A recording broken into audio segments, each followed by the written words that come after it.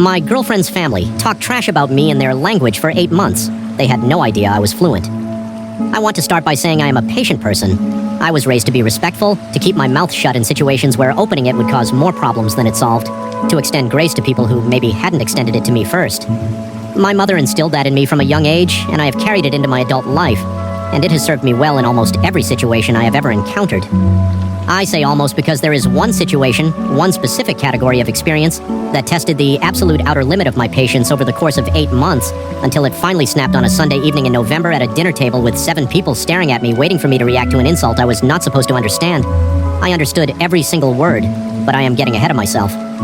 Let me start from the beginning, because the beginning matters for understanding just how long I sat on this, and just how satisfying the ending was when it finally came. My girlfriend's name is Camila. We met 2 years ago through mutual friends at a birthday party where we ended up in the same conversation about something completely mundane and talked for 4 hours without noticing the time passing. She is funny and sharp and warm, and one of those people who makes every room slightly better just by being in it. By our 3rd date, I already knew I was in serious trouble in the best possible way. By month 3, we were spending most nights together. By month 6, we had said the things you say when you know. It was easy in the way that good things are easy when they fit right. The only thing that was not easy was her family. Now I want to be fair here because context matters. Camila's family is Colombian.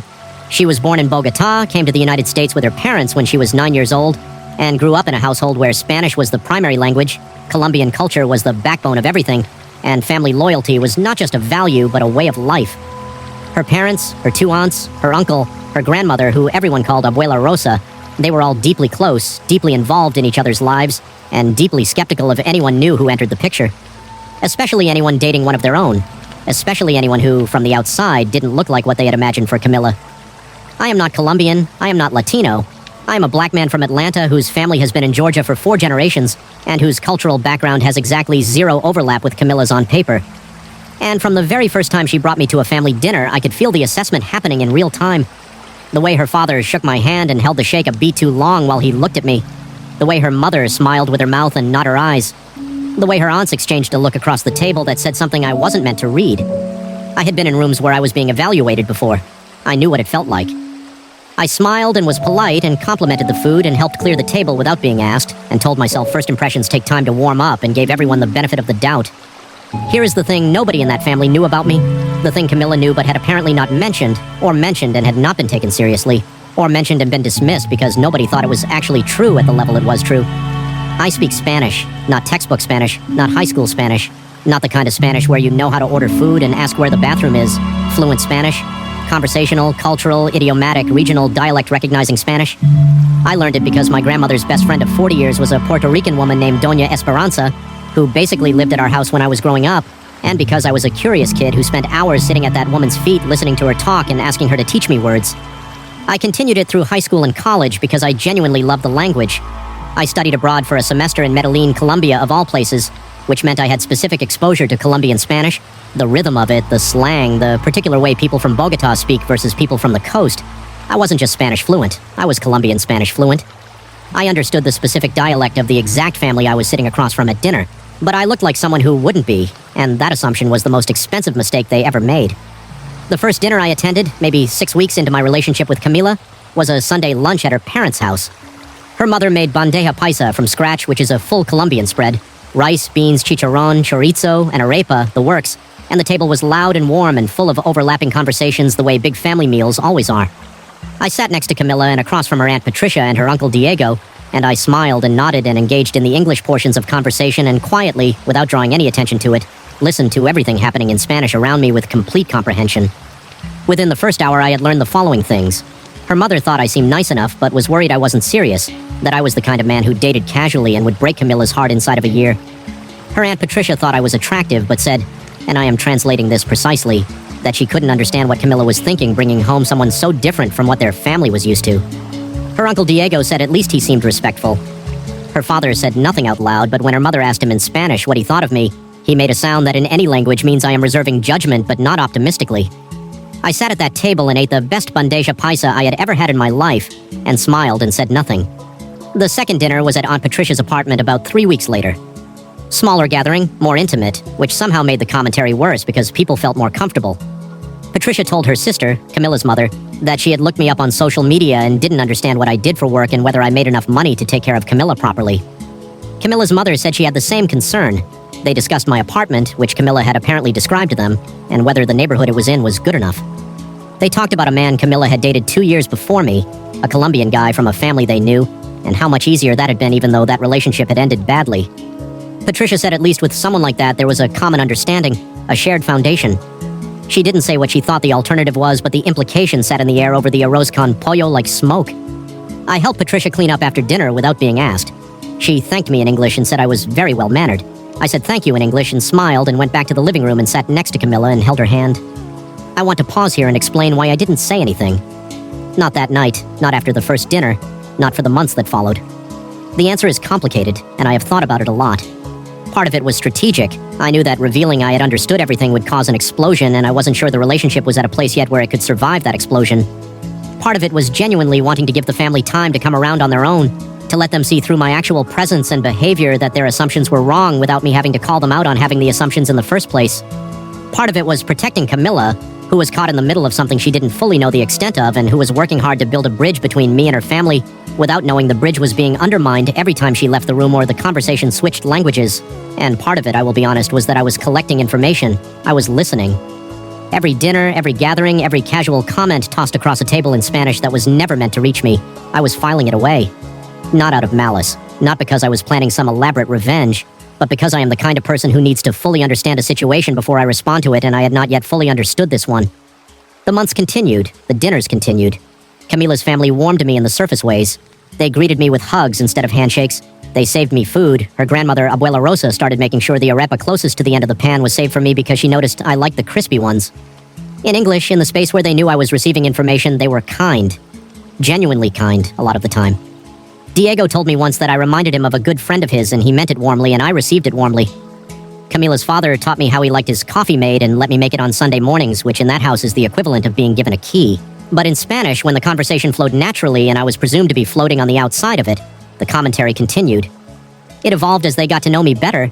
The concerns shifted, updated, reflected more specific observations.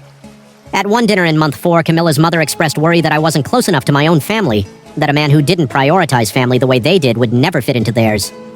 At another dinner, Patricia questioned whether Camilla and I shared the same values around faith, around tradition, around what a household should look like. Her father, slowly across many dinners, went from silent reservation to something more actively uncomfortable. I heard him tell Diego one evening that he liked me fine as a person, but that he worried about the long term, about what it would mean for Camilla to build a life so far outside of what she knew. I sat through all of it. I ate the food, and I laughed at the jokes, and I learned how everyone took their coffee, and I noticed who needed their water glass refilled, and I refilled it, and I kept my mouth completely shut. Then came the November dinner. It was a big one. Full family, everyone present. Abuela Rosa had flown in from Miami, where she lived with Camilla's cousin, and the occasion was a combined birthday celebration for 2 of the cousins. The house was full and loud and warm, and the food was extraordinary, and by every visible measure it was a wonderful evening. I was having a genuinely good time. I liked these people. Even through 8 months of listening to their doubts about me in a language they didn't know I spoke, I had come to actually like them as individuals. That was the complicated part. This wasn't a family of villains. It was a family of people who loved Camilla and were scared of the wrong things, and expressed that fear in ways that were unfair to me. I could hold both of those truths at once. I had been holding them for 8 months. We were between the main course and dessert, that loose, relaxed window where people are full and happy and conversations splinter off in every direction. Camilla had gotten up to help her mother in the kitchen. I was at the table with Diego, Patricia, Camilla's father, whose name is Hernando, 2 of the cousins, and Abuela Rosa. The conversation had been going back and forth between English and Spanish the way it always did. English when they were talking to me, Spanish when they were talking to each other, the switch so automatic they didn't even notice themselves doing it anymore. And then Patricia said something. She was talking to Hernando and she was talking about me, about Camilla and me specifically, about the fact that Camilla had mentioned we had been having conversations about the future, about what the future might look like. And Patricia said in Spanish, with the particular casual confidence of someone who has been saying things like this for 8 months without consequence, that she hoped Camilla would come to her senses before things got more serious. That a girl like Camilla deserved someone who came from the same world she came from. That she said this with love, that she wasn't trying to be cruel, but that some things were just true and pretending otherwise was how people ended up in the wrong life. She said it all conversationally, the way you say something you have said a version of many times before. She wasn't even looking at me when she said it. None of them were particularly looking at me. I was, as I had been for 8 months, presumed to be on the outside of what was being said. The table kept moving. Diego responded in Spanish. Hernando nodded. The cousins were on their phones. Abuela Rosa was quietly finishing her food. The moment was already passing, dissolving into the normal noise of a full family table, another comment swallowed by the evening like all the ones before it. And something in me, after 8 months, just let go.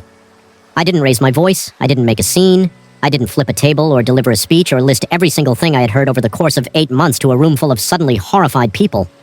I just waited for the exact right pause in the conversation, the natural breath between sentences, and I looked at Patricia directly and I said, in perfect, accent-correct, Bogotá-inflected Spanish, Patricia, con todo el respeto, yo entiendo todo lo que han dicho esta noche, y todas las noches anteriores. Patricia, with all due respect, I understand everything you have said tonight, and every night before. The table went silent in a way I have never experienced before or since. Not the silence of a pause, the silence of an entire room having the same realization at exactly the same moment. Patricia's face went through approximately 4 emotions in 2 seconds.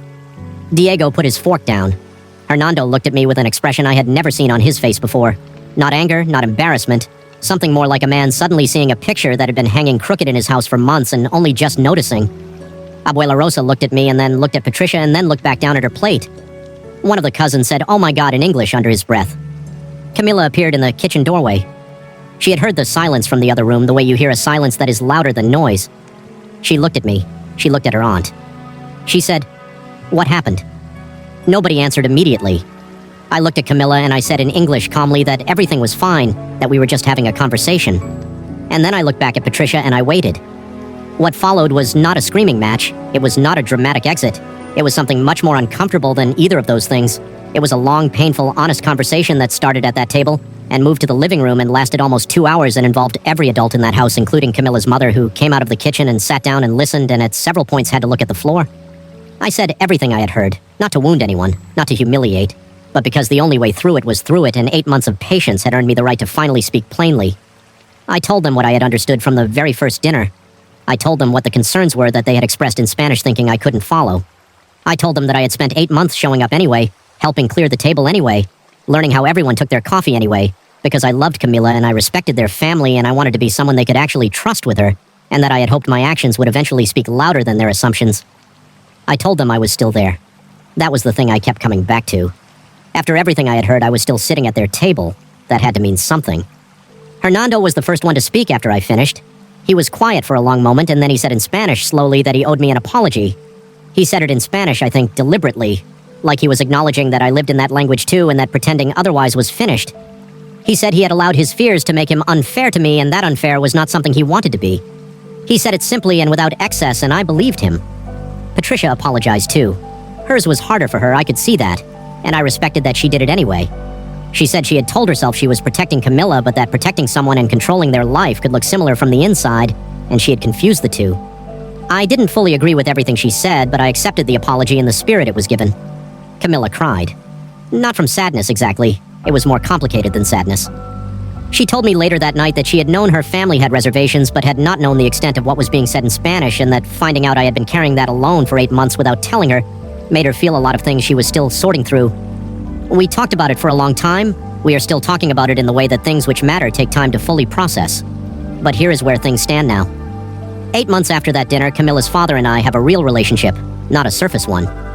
He taught me how to make his mother's recipe for ajiaco last month and stood next to me in the kitchen correcting my technique for an hour and a half, and it was one of the best afternoons I've had in years. Her mother asks about my family now, genuinely asks, and remembers what I tell her. Patricia and I are not close, but we are honest with each other in a way that feels more solid than the politeness that came before it.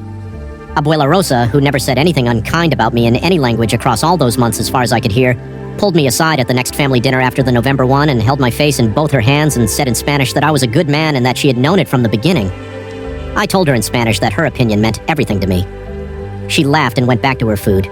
There is something I have thought about a lot since all of this happened, about what patience actually is and what it is for.